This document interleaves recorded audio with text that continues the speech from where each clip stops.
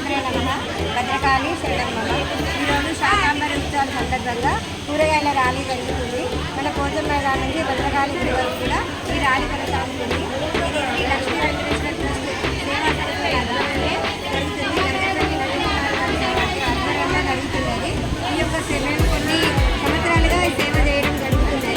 ఈరోజు అమ్మవారికి చాలా ఎంతో ఘనంగా మహిళలందరూ కూడా 2500 మంది హాజరయ్యి అన్ని ఊళ్ళ నుంచి కూడా హాజరయ్యి అమ్మవారి ఘనంగా ఉత్సవం చేయాలని సంకల్పించి ఈ శోభాయాత్రను తీయడం జరుగుతుంది. 622లో అమ్మవారు ఇక్కడ వెలవడం జరిగింది. అప్పటి నుంచి కూడా భద్రకాళి అమ్మవారిని సేవించడము కొలవడము ప్రజలందరూ కూడా ఎంతో సుఖ సంతోషాలతో ఉన్నారు. కాకుంటే కాకతీయుల సామ్రాజ్యంలోని కాకతీయుల పరిపాలనలో ఒక సంవత్సరము కరువు కాటకాలు ఏర్పడ్డాయి. ఎక్కడ చూసినా కూడా చనిపోవడాలు, ఆహారం లేక వీటిని వాడిన పొలాలు అన్నీ కూడా జరగడం వల్ల అక్కడి నుంచి అమ్మవారిని అందరూ వచ్చి మొదలెట్టుకున్నారు.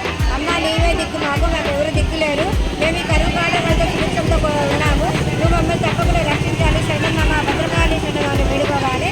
అప్పుడే అమ్మవారి యొక్క కంటిలో నుంచి కన్నీరు కారింది.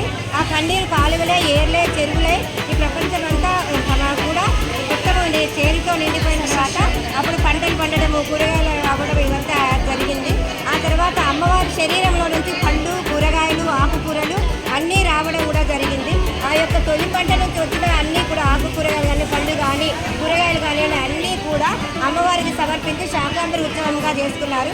అప్పటి నుంచి కూడా ఇప్పటి వరకు కూడా కాకతీయుల సామ్రాజ్యం నుంచి కూడా మనకి ఇప్పటి వరకు కూడా అమ్మవారి యొక్క శాకాంబరి ఉత్సవం జరుపుకుంటున్నాము.